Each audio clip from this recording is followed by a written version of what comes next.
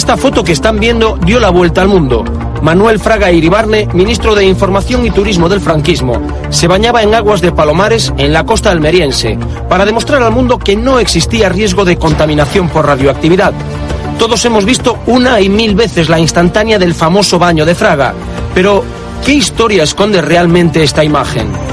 Hoy, en este programa, recordaremos el accidente de Palomares, un hecho del que todo el mundo ha oído hablar, pero que muy pocos conocen en profundidad. Hoy verán imágenes en exclusiva de lo que ocurrió en Palomares aquel enero de 1966. Hoy, por primera vez, les mostraremos imágenes jamás emitidas en nuestro país de la búsqueda desesperada de las 4 bombas atómicas que cayeron sobre territorio español.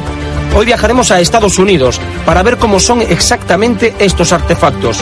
Hoy escucharán el testimonio de aquellos que vieron el único accidente nuclear ocurrido en nuestro país, el testimonio de los pilotos del superbombardero que sobrevivieron al siniestro y también el de quienes, a día de hoy, siguen sufriendo las consecuencias de las bombas de Palomares.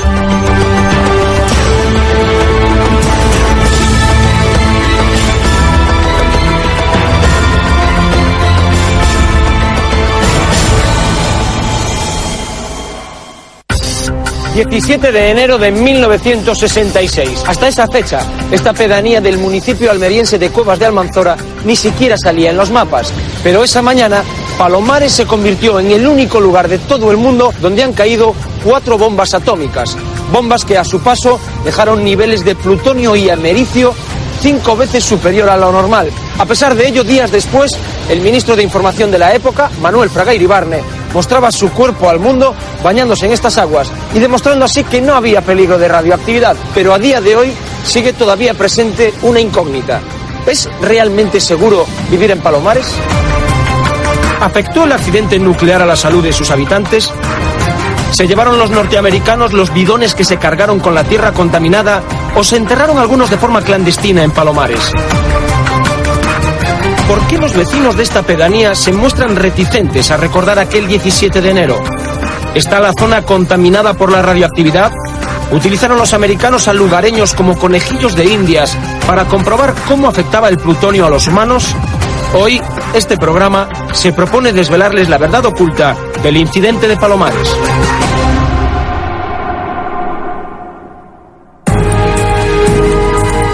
El 17 de enero de 1966, el mayor Larry Messinger despegaba al amanecer de la base aérea de Seymour Johnson, en Carolina del Norte. Iba a bordo de un B-52, de cuya tripulación no formaba parte de forma habitual. Messinger era un piloto veterano, un militar altamente cualificado. Ese día, en el B-52, le acompañan otros 6 tripulantes. Al mando del superbombardero se encuentra un jovencísimo capitán, Charlie Wendorf. Durante la larga travesía de maniobras que les queda por delante, se irán turnando para pilotar el superbombardero. Su destino, el Mediterráneo Oriental, concretamente, la frontera turco-soviética. El B-52 sobrevuela espacio aéreo español, una ruta que realizaba a diario desde el año 57. Los habitantes de Palomares desconocían que los aviones que habían volado sobre sus cabezas a lo largo de aquellos 9 años y desde el inicio de la Guerra Fría iban cargados con más de 23.000 bombas de hidrógeno, con un poder total de 250.000 megatones, suficiente para hacer desaparecer en un momento cualquier signo de vida sobre la faz de la Tierra. Antonio y María recuerdan a la perfección aquel agitado tráfico aéreo que formaba parte de la vida en Palomares. Muchos años llevaba viéndolo, porque yo estaba dándole un motor, dormía fuera de mi casa en el motor, y a las 2, ellos a las 10:30, cosas así, pasaban hacia Barsú, y luego pasaba en la otra dirección, pasaban a las 2:30 de la madrugada, pero sí veíamos cómo se enganchaba a darse submit. El B-52 debe repostar en pleno vuelo. En aquel momento, Larry Messinger pilotaba el avión. Fue él quien se dispuso a realizar la maniobra de abastecimiento, a pesar de que no era el piloto titular del B-52. Una cuestión que tiene más importancia de la que parece, y sobre la que hablamos con Charlie Wendorf, comandante del superbombardero en Nuevo México, Estados Unidos. Yo era el comandante de la tripulación y también era el instructor de vuelo. Nosotros solíamos llevar un tercer piloto en estas tripulaciones. Si ese tercer piloto consideramos que está cualificado para hacer maniobras de abastecimiento, pues entonces se le suele preguntar si quiere hacerlas. En este vuelo en concreto, el señor Messenger volaba con nosotros, estaba allí. Él estaba altamente cualificado para hacer este tipo de maniobras.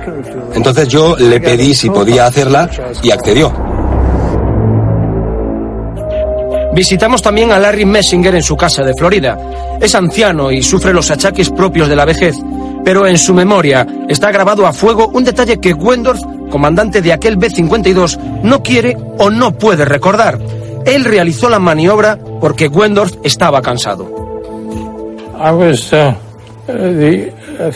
Yo era el tercer piloto. Yo no era miembro de esa tripulación. Habitualmente no volaba con ellos.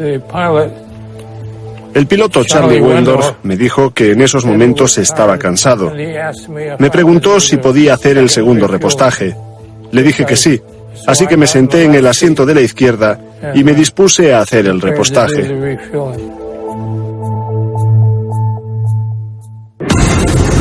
A 10.000 pies de altura, sobrevolando la costa de Almería, Larry Messenger fija su posición y se aproxima al nodriza KC-135, que había salido hacía unos minutos de la base aérea de Morón de la Frontera. El mayor Emil Chapla, piloto del nodriza, mantiene su dirección en el aire y observa cómo el B-52 maniobra para tomar la posición adecuada. Tiene la sensación de que el superbombardero se aproxima a demasiada velocidad y en un ángulo demasiado alto al avión nodriza. El mayor Chapla le envía a Messenger un aviso urgente por radio. Es demasiado tarde. ¿Qué fue lo que salió mal en el momento del accidente? No creo que hubiese ningún error. Nosotros nos aproximamos al avión cisterna como lo hacemos siempre. No hubo ningún cambio en el protocolo de comunicación entre los dos aviones. La aproximación al avión cisterna fue normal, como se suele hacer habitualmente. Íbamos un poco deprisa.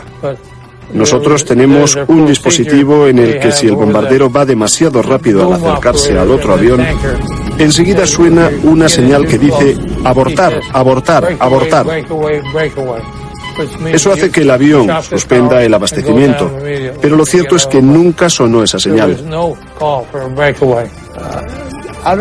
puedo dejar de pensar en ello 40 años después del accidente. Todavía hay ocasiones en las que a menudo me despierto en medio de la noche y me pregunto qué podríamos haber hecho diferente para que esto no hubiese sucedido. El B-52, cargado de bombas termonucleares, colisiona contra el avión nodriza KC-135, cargado con más de 100.000 litros de combustible. Una bola de fuego ilumina el cielo. Esta foto muestra el momento exacto de la tremenda colisión. Fue tomada casualmente por un turista inglés enamorado del cielo de Andalucía. Es el momento del choque en el aire de los dos aviones, el principio de lo que podría haber sido una catástrofe nuclear. José Manuel González era uno de los 4 hijos del alcalde pedáneo de Palomares. En 1966 tenía 22 años y daba una vuelta en su moto en el momento del accidente. Yo me quedé sentado tal como estaba sentado en la moto, no sabía lo que hacer, porque no sabía para dónde tomar.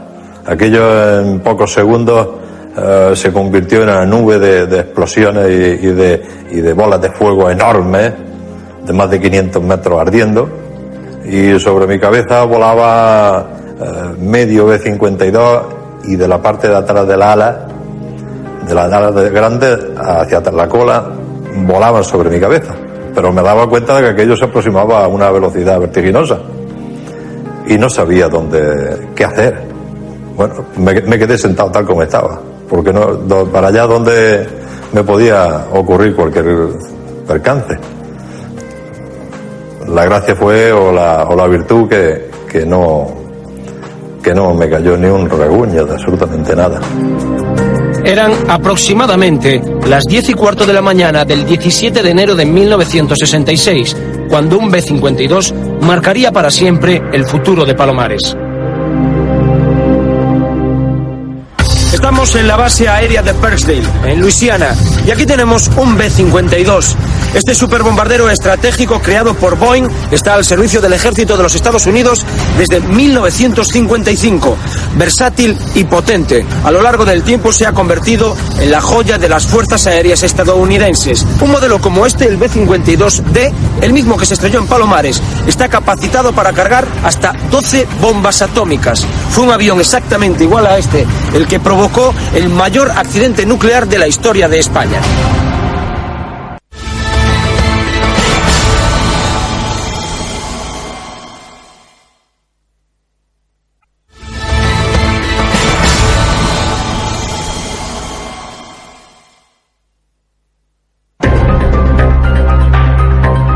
El 17 de enero es el día de San Antón, patrón de los animales, y afortunadamente los 700 vecinos de la localidad almeriense de Palomares aprovechan su día de descanso y no están trabajando en el campo como es habitual. Escuchan un estruendo, observan atónitos cómo la metralla formada por los restos del fuselaje de los dos aviones cae sobre sus cabezas. Además, ven cómo descienden los paracaídas de los supervivientes del B-52. Cuando salí del avión, cuando fui eyectado, la verdad es que todo era muy turbulento. Yo sentía mucho calor, algo así como fuego, y veía piezas volando a mi alrededor por todas partes. Mucho ruido. De repente, todo aquello desapareció y pude ver que era un día fantástico. El sol estaba brillando, mi paracaídas se había abierto. Yo parecía un perrito caliente, pero estaba vivo. El viento me empujaba hacia el mar Mediterráneo. En realidad nosotros estábamos sobre tierra en el momento de la colisión, pero en ese momento el viento me empujaba hacia el Mediterráneo. Todos los tripulantes del avión nodriza murieron en el acto. Estos son los restos del fuselaje de los aviones.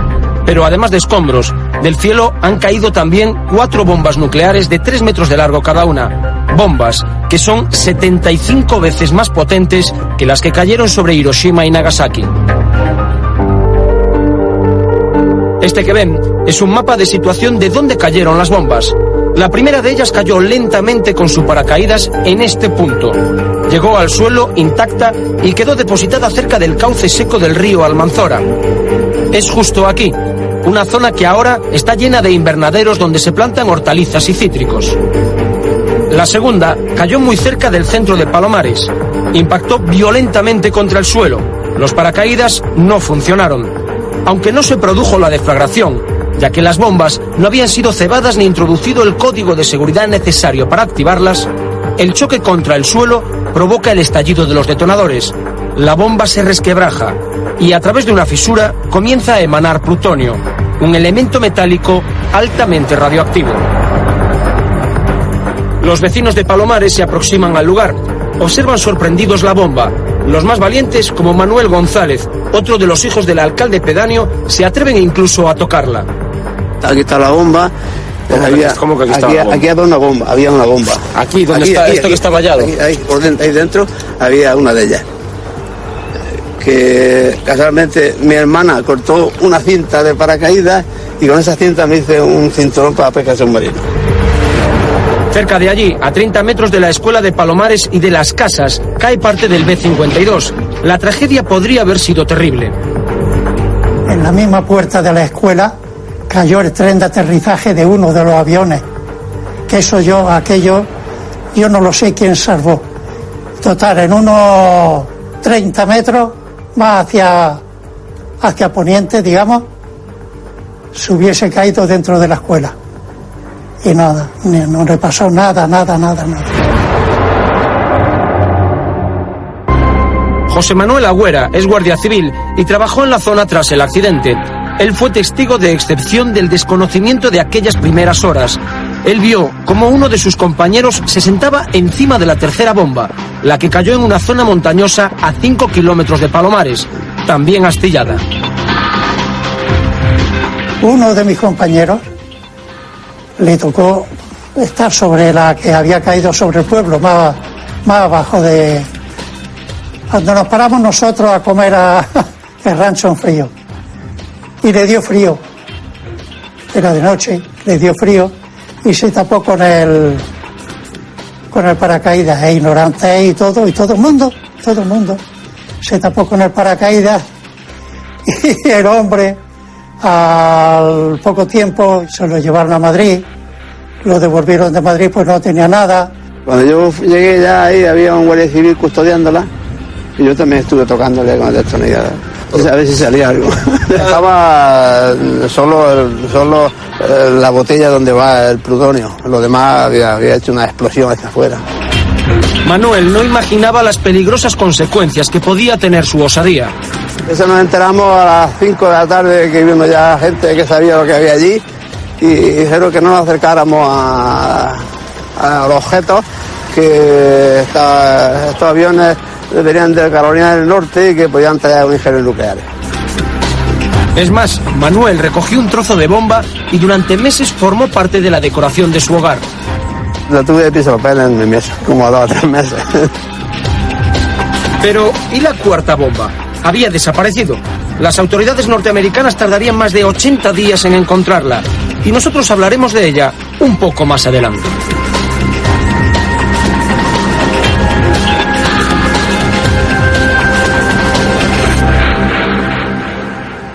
Broken Arrow. Estas fueron las últimas palabras pronunciadas por Larry Messinger antes de que el B-52 que pilotaba se precipitase sobre el Mediterráneo cargado de 4 bombas nucleares. El piloto norteamericano hacía referencia al código flecha rota, utilizado cuando se pierde armamento nuclear.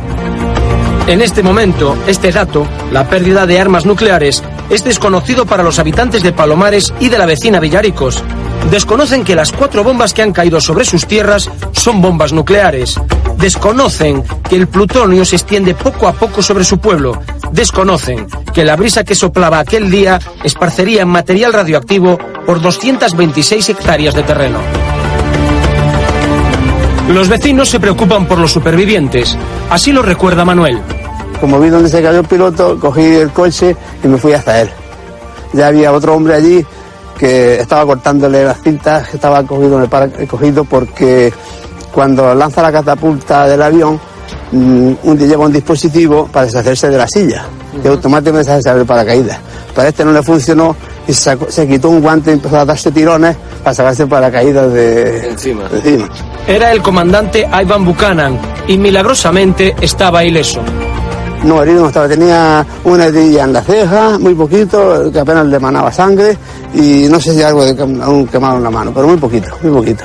Pero tenía un shock tremendo y a esa temperatura arriba había mejor 30 o 40 grados de bajo cero y venía congelado. Lo liamos en el paracaídas y lo llevé a Vera al hospital. En la clínica de Vera le atendería el doctor Jacinto González. Dolores Fuentes, su viuda, recuerda así aquellos momentos. Le mandan el militar y entonces mi marido le quita el paracaídas y resulta que tiene arañazos en la cara, en los brazos y eso, pero nada de gravedad y lo cura y el paracaídas se lo quita y lo mete en un almacén que tiene allí en el patio y me rodeaba por allí un gato y al otro día fueron a sacar no sé qué de ese almacén y al abrir la puerta se encontraron al gato muerto encima del paracaídas y dijeron que se había muerto de las radiaciones. Buchanan sería el único que caería en tierra. Rooney, Wendorf y Larry Messinger cayeron en el mar. Bartolomé Roldán, patrón del Dorita, faenaba con su pesquero en aguas del Mediterráneo y salvó la vida a 2 de ellos. Yo fui mirando para ir localizándolo después, porque el viento era noroeste y lo llevaba para la mar. Y enseguida que ya pasaron, nosotros echamos el arte arriba y nos dirigimos a coger los 2 aviadores que cayeron a unos 150 metros de nosotros. Estuve 45 minutos en el agua después de caer. Cuando caí me quité las botas, me quité el chaleco salvavidas que me había puesto durante el repostaje y también me deshice del paracaídas. Después inflé el bote salvavidas, me metí en él y pasaron unos 45 minutos hasta que vinieron a rescatarme. El pesquero de Bartolomé rescataría también al capitán Charlie Wendorf. En aquellos momentos yo estaba semi-inconsciente. Entonces comencé a nadar hacia la superficie. Creo que estaba aproximadamente a unos 20 pies de profundidad y yo veía el paracaídas flotando por encima de mi cabeza. Es algo así como una película de esas de Cousteau, como cuando filman debajo del agua. En aquel momento comencé a nadar hacia la superficie y me dije, bueno, maravilloso, por lo menos sigo vivo. Entonces pude ver varios barcos por la zona que venían en mi dirección. Lo que sucedía es que había oleaje y los barcos subían y bajaban por las olas. Tan solo 45 minutos después del accidente, los norteamericanos ponían en marcha la operación Flecha Rota, a la que pertenecen estas imágenes. Un mecanismo de emergencia que tenía como fin la descontaminación radiactiva y la recuperación de restos. 800 norteamericanos llegan a Palomares la madrugada del día 18, concretamente a la playa de Quitapellejos. Allí se levantó el campamento Wilson en honor al general que quedó al frente del mismo, el general Delmar Wilson. Estas imágenes de la vida en el campamento Wilson ven hoy la luz en nuestro país por primera vez. Poco a poco, los norteamericanos se convierten en parte del paisaje de Palomares. De hecho, con el paso de los días, el campamento sería rebautizado por los lugareños como Villa Jarapa. Su objetivo, encontrar las 4 bombas que han quedado desperdigadas en tierras de Palomares y que pueden provocar una catástrofe nuclear. Esta imagen que están viendo es la que ha quedado grabada en el recuerdo de los habitantes de la zona de los estadounidenses. Son los soldados americanos transportando banderas señalizadoras que colocaban en la zona cero para indicar las tierras contaminadas o los lugares donde se encontraban los restos del fuselaje de los aviones y de las bombas nucleares localizadas. La primera bomba, la que cayó aparentemente intacta en el lecho seco del río Almanzora, sería desarmada por los hombres del general Wilson y posteriormente trasladada a la base de Torrejón. La segunda bomba, la que cayó en las proximidades de la escuela, dejaría un cráter de 6 metros de diámetro y 2 de profundidad. Las primeras mediciones en la zona montañosa donde cayó la tercera bomba indicaban un alto índice de radiaciones alfa. Los restos de estas 2 últimas bombas, la 2 y la 3, fueron recogidos por miembros de la unidad de artificieros del campamento Wilson y trasladados después a Estados Unidos. Antonio Sánchez trabajó en Villa Jarapa. Era uno de los operarios encargados de recoger restos de fuselaje de los aviones siniestrados. Hoy nos acompaña a visitar el lugar donde se ubicaba el campamento. ¿Y era muy grande el campamento? Pues sí, era grande, sí, había bastantes tiendas de campaña para los soldados americanos. Mientras ustedes iban a recoger la chatarra del avión por toda la zona, ¿los americanos qué hacían dentro del campamento? Su misión era de quitar todos los tomates sembrados en la tierra de Palomares. Su misión era también de ir buscando a ver si daban con la bomba. Porque como no daban con la bomba, entonces cogían un grupo de X soldados por un lado, X soldados por otro. ¿Qué hacían con los cultivos, con esos tomates? Eso lo amontonaban y con la misma cogían gasolina y le pegaban fuego. ¿Lo enterraban dentro del campamento o fuera? No, fuera. En torno al accidente se ha tejido más allá de nuestras fronteras toda una serie de truculencias que han indignado y asombrado a la población almeriense. El régimen franquista oculta que lo que ha caído sobre Palomares son 4 bombas nucleares. La prensa tampoco ayuda a aclarar las cosas. En los titulares de los periódicos del día 18 de enero, ni una sola referencia al radiactivo plutonio. La prensa, como se puede comprobar en estos artículos publicados por ABC y La Nueva España, hablan del accidente y de las víctimas de este. El día 20 de enero se publica esta foto. Son 3 de los supervivientes del B-52 que se recuperan en el hospital de la base aérea de Torrejón, donde han sido trasladados desde Almería. Después de esta instantánea, Messinger, Rooney y Wendorf desaparecerían de forma sigilosa y la prensa española no volvería a hablar de ellos. El día 21 de enero, 4 después del accidente, el diario ABC publica este artículo en el que se habla de la búsqueda de elementos de carácter secreto militar. Unas líneas más abajo, y como si fuese una casualidad, el diario dedica un artículo al pánico existente en Estados Unidos por la existencia de artefactos atómicos. Una semana después del accidente, la prensa española empieza a hablar de las bombas nucleares de forma velada. Si tomamos como ejemplo uno de los diarios de la época, La Nueva España, el cambio es patente. El día 18, el periódico informa sobre el choque de 2 reactores en vuelo en la provincia de Almería. Al día siguiente, cifra en 13 los fallecidos a causa del accidente. Después, 5 días de silencio. Ni una noticia sobre Palomares. De repente, el día 25 de enero, los lectores leen sorprendidos este titular: cayeron al mar las 2 cargas nucleares. La vieron los pescadores descender en paracaídas. Huelga decir que los pescadores se equivocaron. Solo una de las bombas había caído al mar. La prensa nacional, siguiendo claras instrucciones del Ministerio de Información y Turismo, se preocupa constantemente de tranquilizar a la población hablando de una absoluta normalidad en Palomares.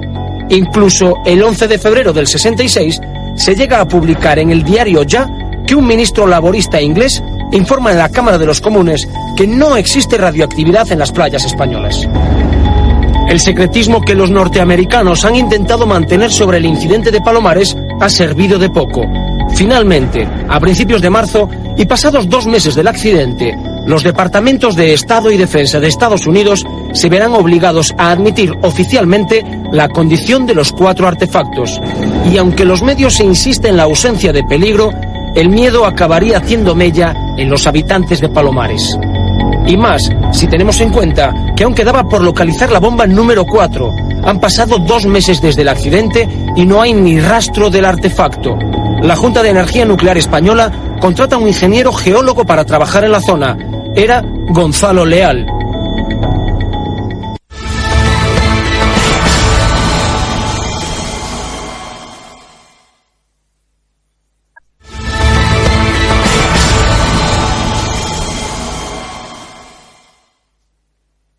Ellos lo que querían es, en primer lugar, buscar la famosa bomba. A nosotros nos llamaron a partir de que solo aparecían 3 bombas. Entonces, faltaba la 4ª bomba, que ellos creían, y lamentablemente durante más de 2 meses siguieron creyendo, que estaba en tierra esa bomba. Que estaba en tierra y, por tanto, como no a la vista no estaba enterrada. Descartada esta opción, comienza a buscarse la 4ª bomba en el Mediterráneo. Las imágenes que están viendo pertenecen a un archivo confidencial del gobierno de los Estados Unidos. Fueron desclasificadas en el año 91, 25 después del accidente de Palomares, y hoy ven la luz por primera vez en nuestro país. 34 buques de las fuerzas navales estadounidenses se afanan en la búsqueda del artefacto. 4 minisubmarinos recorren el fondo del mar una y otra vez, sin resultados. Este hombre que están viendo es Edward Jeffers. Fue uno de los hombres ranas que trataron incansablemente de localizar la bomba. Estas que están viendo son fotos de Jeffers durante aquellos días de 1966. Nos recibe en su casa de Florida. Fue todo bastante caótico. Inmediatamente cuando llegamos a Palomares procedimos a sacar los mecanismos de las 3 bombas nucleares que habían caído en tierra. Una vez que lo hicimos, entregamos estos mecanismos a las autoridades y rápidamente nos dispusimos a buscar la que faltaba, que había caído en el mar. Supuestamente, la bomba que faltaba estaba en el agua. El nerviosismo entre las altas esferas de las fuerzas navales crece. La probable contaminación de la zona y la posibilidad de que los rusos puedan hacerse con la bomba nuclear hacen que las tensiones estén a la orden del día. Además, la preocupación empieza a apoderarse de la población. El régimen decide actuar. A principios de marzo, casi 2 meses después del accidente, tiene lugar el baño más famoso de la historia de nuestro país, algo que fue idea de unas relaciones públicas. Y hecha esta elocuente demostración, el ministro y el embajador nos dicen adiós al salir del agua. Manuel Fraga, ministro de Información y Turismo de Franco, se baña en aguas de Palomares acompañado por el embajador norteamericano Anger Bidelduc. La primera impresión que ustedes tuvieron es de que los habitantes de Palomares corrían peligro, que su salud corría peligro. Yo no tuve esa impresión y no me he equivocado. Los militares sí nos pidieron que fuéramos muy prudentes en los medios de información, y solo que aprobó la embajada, que fue una idea de la esposa del embajador de los Estados Unidos, que había sido jefa de relaciones públicas de la Pepsi Cola y está muy acostumbrada a buscar este tipo de soluciones. Y cuando le dijo, ¿por qué no os vais a bañar allí? Inmediatamente él encontró una gran acogida en su familia y yo la vi. Esta imagen daría la vuelta al mundo. El baño de Fraga protagonizaría las portadas de todos los diarios de la época. Y aunque según la prensa de aquellos años y el propio Manuel Fraga, el baño de Palomares estaba programado, Edward Jeffords, el buzo estadounidense, asegura que don Manuel Fraga no iba muy preparado para la ocasión. ¿Es cierto que el bañador que viste Manuel Fraga es su bañador? Así es. Ellos llegaron impecablemente vestidos con sus preciosos zapatos para demostrar a la población española que el agua estaba limpia, al igual que los vegetales, los huevos, los tomates. Él me preguntó si le dejaba un bañador. Se metió en el agua para demostrarle a la población que no estaba contaminada. Si la cámara llega a moverse un par de metros, me hubiese pillado por detrás completamente en pelotas. Me dio de sí el bañador. O sea que usted es la persona que sale detrás de Fraga en la famosa foto. Sí, completamente desnudo. No es verdad, lo compré especialmente para ello. Yo todo estaba más gordo que ahora y lo tengo guardado. Cuando viene un amigo gordo a Perves, le presto ese bañador, que además es muy prestigioso. ¿Ah, lo sigue guardando? Sí, es un bañador que hoy ya me sobra por todos los lados, afortunadamente. Fraga y el régimen franquista trataban así de demostrar que las aguas de Palomares no estaban contaminadas. ¿Usted considera, años después, que ese baño, esa foto, fue una forma eficaz de calmar a la población y de demostrar que aquella era una zona segura? Sin duda ninguna. Y además lo entendió la gente muy bien, todo el mundo quiso colaborar. Había entonces muchas películas que se filmaban allí. Y había una que se llamaba Las Siete Magníficas, que era una broma relativa a una película de cowboys, chicas muy bonitas, vamos. Y se ofrecieron también a bañarse, pero ahí sí que los militares se plantaron y querían una cosa muy seria. Este hombre es Francisco Simó Orts, un pescador de águilas en Murcia, que tuvo mucho que ver en la localización del artefacto. Por eso recibió el apodo de Paco el de la bomba. Francisco faenaba el día del accidente cerca de Palomares. Desde su barco vio como algo se hundía en el mar. Su sobrino José María lo narra así. Me decía que los americanos se tiraban buscando la bomba cierto tiempo, ¿no? Y no la encontraban, o sea, no encontraban la bomba. Y entonces él se jugó el cuello que le decía dónde estaba la bomba. Y entonces cogió los planos de la costa y entonces señaló exactamente y lo llevó ahí donde estaba la bomba. Y parece ser que estaba allí, vamos, seguro que estaba allí. Una versión que confirma Edward Jeffords. Francisco Simó llegó a sumergirse en el agua para indicarles el lugar donde había visto caer el artefacto. Sí, así fue. Nosotros convencimos al almirante para que empezase a buscar en la zona que señalaba Paco. Teníamos mucho contacto con él e incluso le llevamos hasta el Alvin, hasta el submarino Alvin. Lo sumergimos con nosotros y nos dijo el lugar exacto donde estaba ubicada, el sitio justo donde estaba la bomba. Esto que están viendo es el mini submarino Alvin al que se refiere Jeffords. Tuvo que sumergirse hasta 260 veces en el mar para por fin, el día 1 de marzo, avistar la bomba. Estaba en la zona donde Francisco Simó aseguraba haberla visto caer. A partir de aquel día, todo el mundo le conocería como Paco el de la bomba. Pero la alegría duró poco. Alvin regresa a la superficie para recargar baterías. En su siguiente inmersión, la bomba había desaparecido. Habría que esperar al 15 de marzo para volver a localizar la esquiva cuarta bomba. Se encontraba a 5 millas de la costa, a más de 770 metros de profundidad. Las autoridades norteamericanas y españolas respiran tranquilas. El paracaídas de seguridad de la bomba ha funcionado y está intacta. Tras varios intentos fallidos para sacarla del fondo del mar, un recuperador de bombarderos, el Curve 2, consigue acoplar unos ganchos al paracaídas e izar la bomba a la superficie. Esta es la foto del momento. Era el 7 de abril de 1966. Al día siguiente, más de 100 periodistas españoles y extranjeros fueron trasladados desde el puerto de Garrucha al buque Petrel para inmortalizar la escurridiza bomba.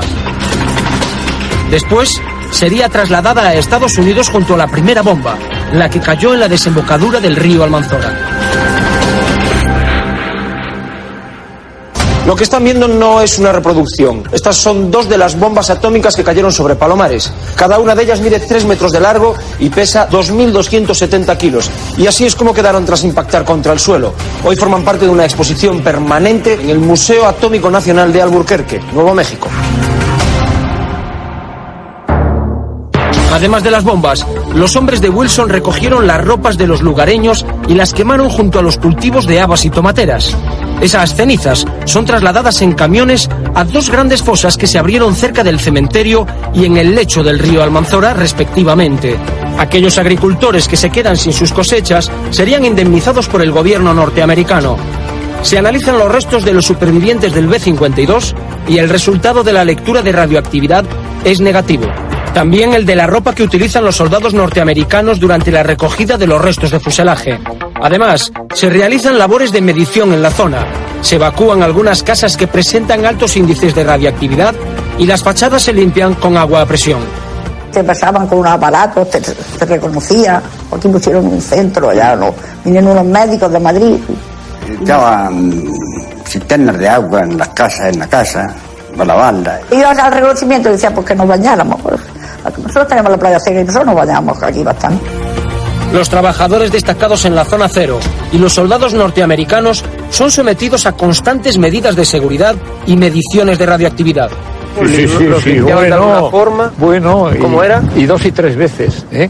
Porque al final el cacharrito que te pasaban por el pelo siempre pitaba. A ducharse otra vez. Lo que pasa es que entonces en España tampoco sabíamos qué era la radioactividad. De hecho, las partículas alfa, yo oía que no hacía tanto daño. Parece que aquí la incidencia del cáncer en esta zona es exactamente igual que en cualquier otra zona de por aquí alrededor. Los submarinistas que se habían sumergido buscando la bomba en el mar también fueron sometidos a un estricto seguimiento médico. ¿Usted y sus compañeros fueron sometidos a reconocimientos médicos debido a la contaminación? Sí, ellos nos chequearon todos los días durante 30 días. Después pasaron a chequearnos cada 2 semanas y finalmente cada mes. La radiación se había ido completamente pasados 6 meses. Durante aquellos primeros meses de 1966, cualquier precaución es poca. Las mediciones establecen que hay más de 260 hectáreas afectadas por contaminación con plutonio. La tierra contaminada, de 5 a 10 centímetros de grosor, es introducida en bidones. La primera intención de los norteamericanos fue enterrar parte de los bidones en las zanjas donde se sepultaron los restos de ropa de los lugareños y las cosechas contaminadas por plutonio. Iban a enterrar los bidones, ¿eh? El enterramiento, lo que yo sí puedo contar porque... Iban a enterrar los bidones. Sí. En la zanja. Sí. Y en esos bidones, en que había la tierra... Tierra contaminada, todos los vegetales contaminados, los tomates que ellos mismos se tomaban, estos también iban ahí. Finalmente, el gobierno español y el americano decidieron que la mejor solución sería no enterrar los bidones en las zanjas. Y es que la antigua Unión Soviética, pendiente de todo movimiento del enemigo yanqui, ya había denunciado varias veces a Estados Unidos ante Naciones Unidas por saltarse el Tratado Atómico del 63. Si además a esto añadimos que el posible enterramiento de material radioactivo podría afectar al turismo de la zona, no es de extrañar que se decidiera mandar los bidones a Savannah River Plant, un cementerio nuclear en Carolina del Sur. Llevaron muchísimos barcos cargados de tierra. Muchísimo. Iban llenando en toneles de aproximadamente 200 litros y las precintaban y se las llevaban y las cargaban en barcos. A pesar de que estas imágenes confidenciales de las fuerzas navales de los Estados Unidos demuestran, efectivamente, que los bidones fueron trasladados en barco hasta tierras americanas, el rumor de que algunos de ellos se quedaron en tierra recorre Palomares desde el año 66. Un rumor reforzado por las contradicciones respecto a la cantidad de bidones que existieron. Según esta noticia publicada por el diario ABC el 11 de marzo de 1966, había 5.000 barriles de cuyo traslado se hará cargo la Marina de Estados Unidos. La Junta de Andalucía, en el libro que publicó sobre la Operación Flecha Rota, asegura que se trasladaron 4.810 bidones.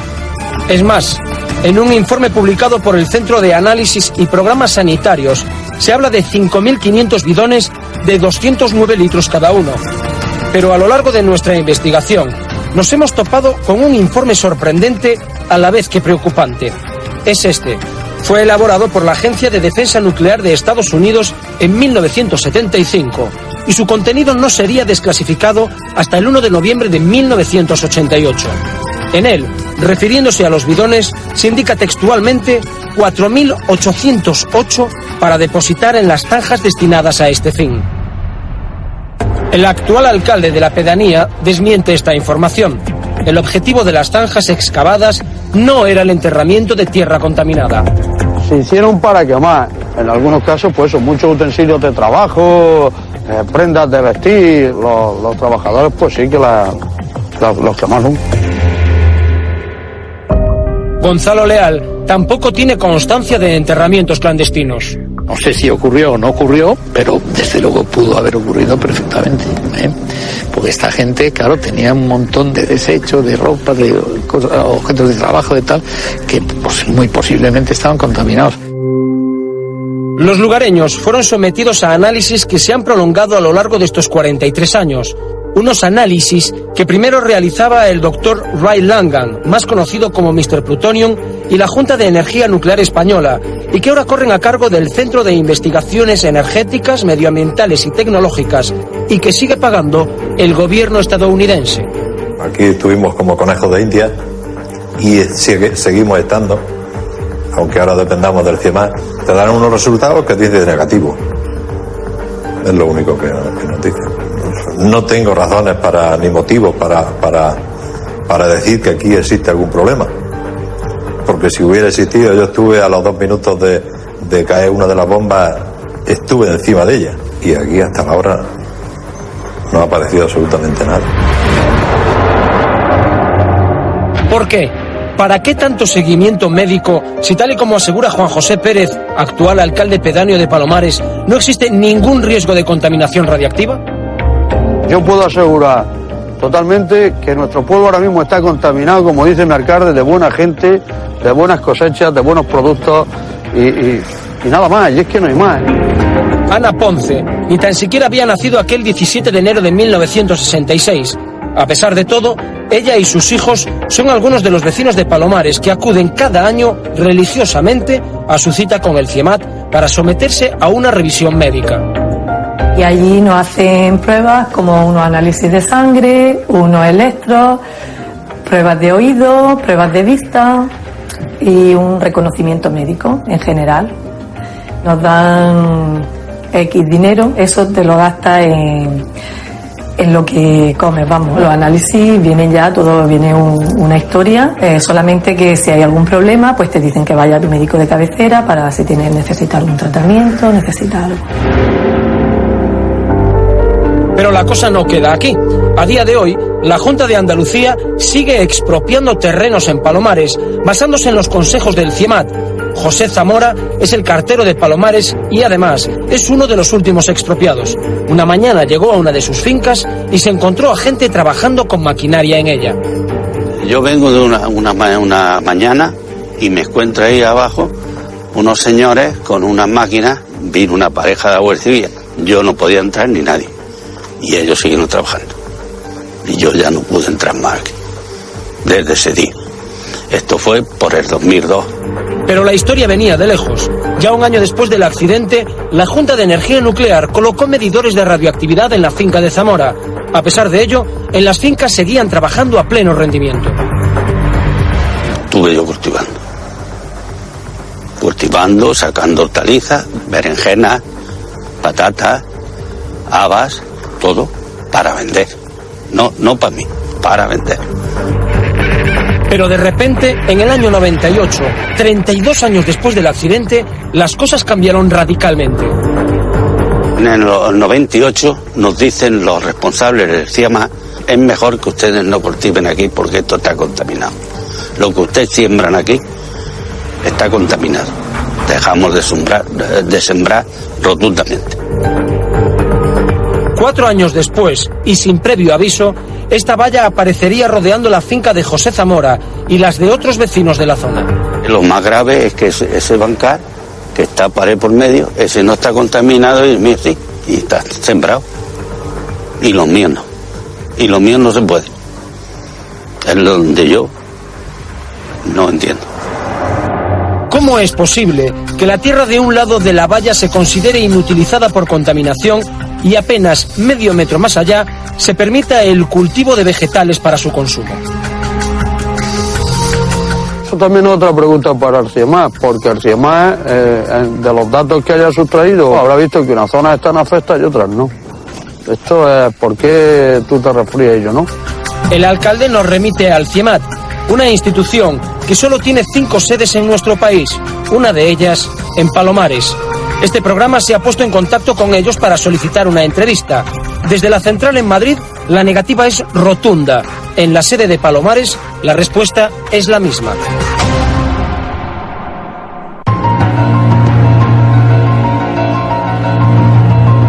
Recurrimos a Emilio Iranzo, el ex jefe del Departamento de Protección Radiológica del CIEMAT. Trabajó en la zona tras el accidente y ha accedido a despejar nuestras dudas. En primer lugar, ¿hubo riesgo real para la población de Palomares? Solamente como consecuencia de la inhalación podría originar un cierto riesgo que con el tiempo podría dar lugar a un cáncer de pulmón. Pero el depositarse en la ropa era suficiente para que no influyera sobre la piel. Y entonces lo que hicimos es inmediatamente tratar de comprobar en las personas si existía contaminación de la ropa y comunicarles que tenían que lavarla y que tenían que deshacerse y que ellos se tenían que duchar. ¿Y a día de hoy existe riesgo de contaminación para los habitantes de la zona donde se produjo el accidente? Allí quedó enterrado una cantidad determinada de plutonio, pero eso no quiere decir que exista un riesgo importante que pueda producir daño a las personas. Aunque el riesgo sea catalogado por el exasesor del CIEMAT de poco importante, lo cierto es que en noviembre de 2002 se filtró al periódico Ideal un informe del Consejo de Seguridad Nuclear. Cuando el CIEMAT descubrió que se planeaba construir en la zona, encargó la elaboración de un documento en el que se afirma que los movimientos de tierra pueden aumentar la resuspensión de las partículas de plutonio y, en consecuencia, incrementar el riesgo de incorporación por inhalación. Además, añade, existe contaminación residual en la zona, observándose los mayores índices en una parte del término municipal de Vera y en las proximidades de Palomares. El doctor Eduardo Rodríguez Farré, una eminencia médica en toxicología y radiobiología, tiene una opinión muy distinta a la de Emilio Iranzo. En una zona como Palomares, que es muy seca, fundamentalmente el plutonio afecta a las personas a través de la inhalación del aerosol y a través de los pulmones se acumula en los ganglios linfáticos, se distribuye por el organismo y queda acumulado en los huesos prácticamente durante muchísimos años. Todos los lugareños, según Rodríguez Farré, están corriendo riesgos innecesarios. Es una cuestión de números. O sea, la probabilidad o el riesgo de padecer ciertos tipos de cáncer y otros tipos de afecciones, no solo el cáncer, pueden determinar mutaciones, pueden determinar alteraciones de la inmunidad, pueden determinar mayor propensión a padecer ciertos tipos de infecciones y un mayor riesgo a padecer ciertos tipos de cáncer. Para este especialista, y teniendo en cuenta la larga permanencia del plutonio, habría que tomar medidas drásticas. El plutonio tiene una vida media de 24.000 años. Las generaciones venideras estarán, la gente que vive allí podrá sufrir los efectos y, sobre todo, además, tenemos el problema de dónde va a ir a parar este plutonio. Con el tiempo, pues con el viento, con la lluvia, con las actividades humanas, esto se va dispersando. Entonces, el problema es para muchísimos años. Opiniones aparte, lo cierto es que a día de hoy la tasa de mortalidad no ha aumentado en Palomares. A día de hoy, el índice de afectados por cáncer no se ha incrementado más que en otras poblaciones españolas. A día de hoy, no ha habido nacimientos en Palomares de niños con malformaciones. Aunque tampoco es menos cierto que el CIEMAT continúa haciendo un seguimiento exhaustivo de los habitantes de la zona, ya que Palomares es uno de los pocos lugares del mundo donde se puede estudiar cómo afecta el plutonio a los seres humanos. También se desconoce si la contaminación por plutonio puede afectar a las generaciones venideras. Además, el oscurantismo, los silencios de muchos vecinos y la negativa del CIEMAT a hacer algún tipo de manifestación poco ayudan a que la gente vea Palomares como un lugar ausente de riesgo. Palomares quedó marcado para siempre por el accidente del B-52. ¿Pero qué ocurrió con la tripulación del superbombardero? ¿Qué consecuencias tuvo para el capitán Wendorf el incidente? ¿Ha tenido usted algún problema con su carrera militar después del accidente? ¿Le condicionó su futuro en el ejército de los Estados Unidos? Te digo claramente que no. Cuando regresamos a la base de Seymour Johnson, normalmente, después de haber sufrido un accidente de estas características, dispersan a todos los que sobreviven. No te quedas allí. Pero por alguna razón a mí no me enviaron fuera. Pasado un tiempo, el comandante en jefe me preguntó cuál era mi decisión acerca del destino. Yo le dije que me apetecía ir a Vietnam, volar en cazas, que eso estaría bien. Permítame volver a la Fuerza Aérea, le dije. Desafortunadamente, para Larry Messinger, el futuro no fue ni mucho menos como él esperaba. El mayor se convirtió en cabeza de turco del accidente del B-52. ¿Y es cierto que cuando usted regresa a los Estados Unidos le culparon de lo sucedido? Sí, es cierto.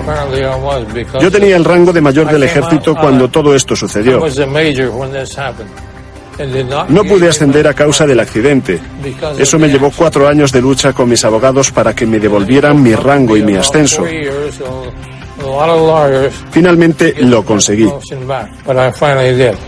¿Y cómo se sintió con el trato recibido? Humillado.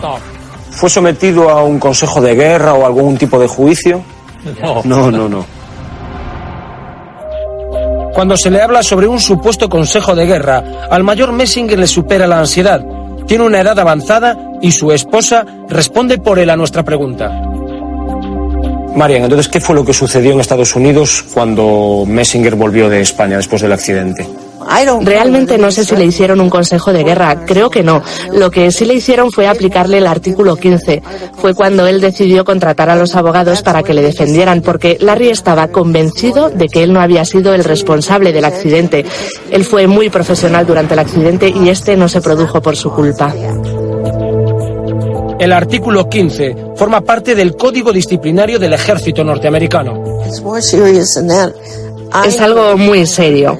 He oído que con ese artículo te ponen fuera de servicio.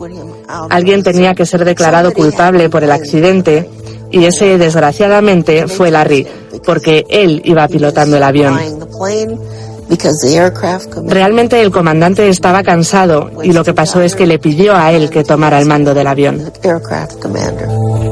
De no haberse tomado esta decisión, ¿hubiese cambiado para siempre el futuro de una pequeña pedanía de la costa española? Preguntas sin respuesta, verdades a medias, elocuentes silencios e incluso miradas de desconfianza. Detrás de cada gesto de los habitantes de Palomares se esconde la lucha por recuperar la normalidad. Una normalidad que le fue arrebatada a esta pequeña pedanía del sur de España el 17 de enero de 1966.